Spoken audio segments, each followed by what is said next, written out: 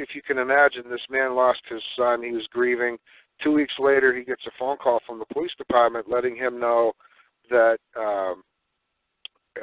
they wanted to talk to him. So he figured they found out who the man was that had caused the accident. When he got down there, they accused him with manslaughter of killing his kid, and he was in court for a couple of years altogether. From, if I remember the story right, I heard this 10 years ago, and the first year, or the first 6 months, 8 months, a year, I don't know how long it was, he had attorneys, and he realized after a while that they wanted to, they wanted him to plead guilty. They wanted him to just make a deal and move on because they didn't care, whether he went to prison or not. And he ended up he fired all his attorneys. He studied, and somehow he got access to common law court.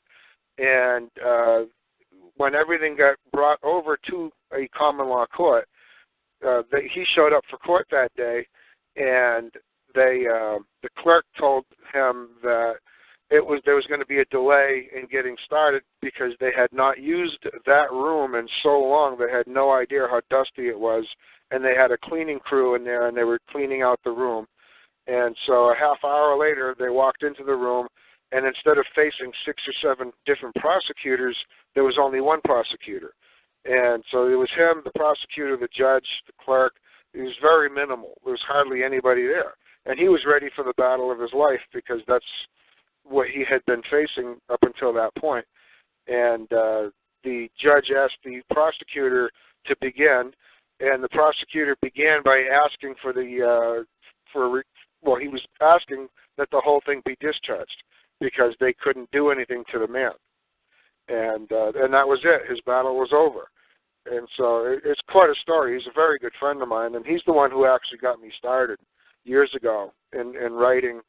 And so it was the first example that I had gotten from somebody who had actually lived it, that the courts are available, the common law courts, but it's a different, according to him, it was a different part of the building. It's a part of the building they didn't even use, and it had sat dormant for so long that they had to go in there and clean it up and get the dust off and scrub the place down before they could even hold court.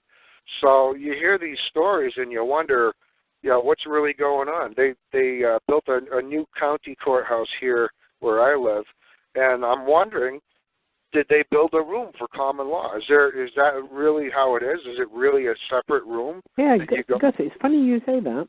When I was filing my Queen's Bench case in the it was done nationally, but then transferred locally.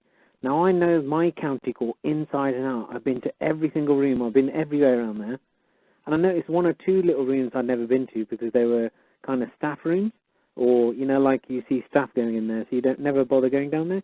You just kind of presume that must be where they go and clock in, clock out, or something.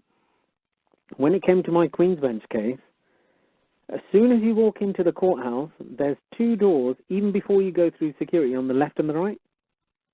And I just thought they were nothing. I thought maybe they're cleaning cupboards because nobody ever went in there. And it was funny that Queen's Bench case was in there, and there was actually a courtroom in there. And I thought, oh my God, where did this courtroom come from? I didn't even think it was a courtroom. It didn't have nothing written on the front. It's almost like that one was hidden. All the others had courtroom 1, 2, 3. This had nothing written on it. Yeah. It's very weird you say that. They dust it down. Well, it's very strange, and you hear these stories from people, and you try to believe, no, there's no conspiracy, but there's something going on. It's because you hear about these things too often. Why would you go into a different courtroom?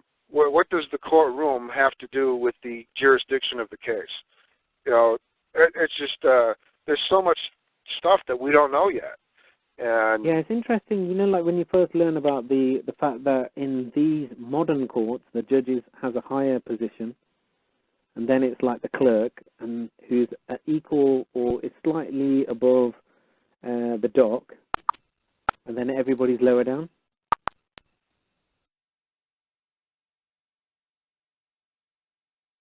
Hello? Hello? Can you hear me? Yeah, I can hear you. I think I've got a really bad line today. There's a judge, a clerk. Yeah. Yeah, so just the fact that Can you hear me, Polly? Yeah, I can hear you. Oh, okay. Yeah, I've been listening to you guys, but I had to mute myself out because it was a little loud in the garage.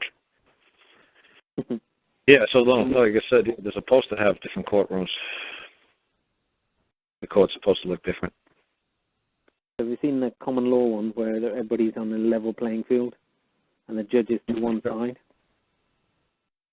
Yeah, I'm trying to remember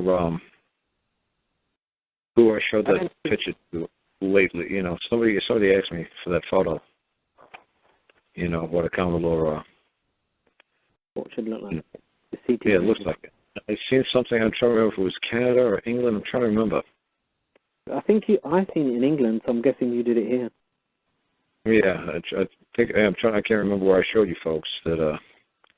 You know, the magistrate sits up at the left, and the jury sits in front of you. And then some, you know, places the magistrate, the clerk sits behind everybody, and you present it to the jury. They're supposed to they're just supposed to witness what happens. They're not supposed to be a part of the proceeding. Like something what happened like over in July in England, the judge is not supposed to be part of the proceeding. You know, you're not supposed to be, you know, he's not supposed to be front and center. You know, the jury's supposed to be front and center.